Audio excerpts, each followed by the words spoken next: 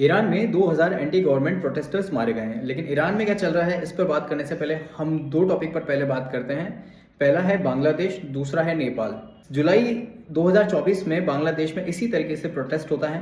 Protest पहले आरक्षण के खिलाफ होता है, फिर वो प्रोटेस्ट सरकार के खिलाफ हो जाता है और बाद में बांग्लादेश की पीएम शेख हसीना देश छोड़कर चली जाती है और बांग्लादेश में सरकार गिर जाती है। फिर बात करते हैं नेपाल की। नेपाल के अंदर पहले एक प्रोटेस्ट होता है सितंबर 2025 के आसपास। ये प्रोटेस्ट भी महंगाई और करप्शन के खिलाफ होता है। बाद में ये प्रोटेस्ट सरकार के खिलाफ हो जाता है और नेपाल में भी सरकार गिर जाती है। अब इन दोनों ही देश में जब सरकार गिरती है तो इन दोनों में एक चीज कॉमन निकल के आती है, वो है यूएस की एंट्री।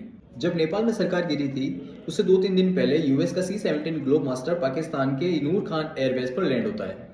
और जब बांग्लादेश में सरकार गिरी थी तो उसके बाद यूएस कैंप लगाता है बांग्लादेश में। बांग्लादेश में सरकार गिरने के बाद बांग्लादेश हथियार खरीदता है पाकिस्तान से, वो पाकिस्तान जो खुद अमेरिका से हथियार खरीदता है। अब बात करते हैं ईरान की।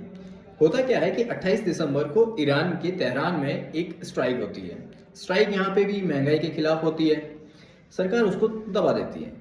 अब ये जो प्रोटेस्ट था वो महंगाई से हटकर सरकार के खिलाफ हो जाता है। तो पैटर्न लगभग तीनों ही देशों में सेम काम कर रहा है।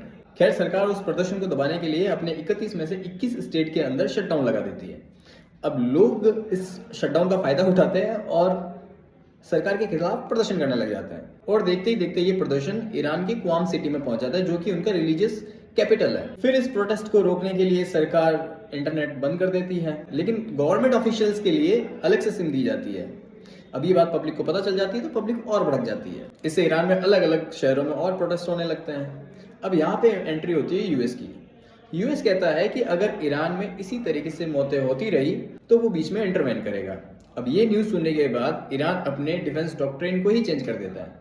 जो पहले था कि अगर कोई देश उनके ऊपर अटैक करेगा तो बदले में रिटेलिएट करेंगे, और उसको चेंज करके अब उन्होंने कर दिया कि अगर उनको लगता है कि कोई देश उनके ऊपर अटैक करने वाला है तो वो पहले से ही अटैक कर लेंगे। खैर, इन सब के बाद ये प्रोटेस्ट बढ़ते गए और आज हालात ये हैं कि ईरान में 2000 से ज़्यादा एंटी गवर्नमेंट प्रोटेस्टर्स मारे गए। आप इस बारे में क्या सोचते हैं, ज़रूर बताइएगा।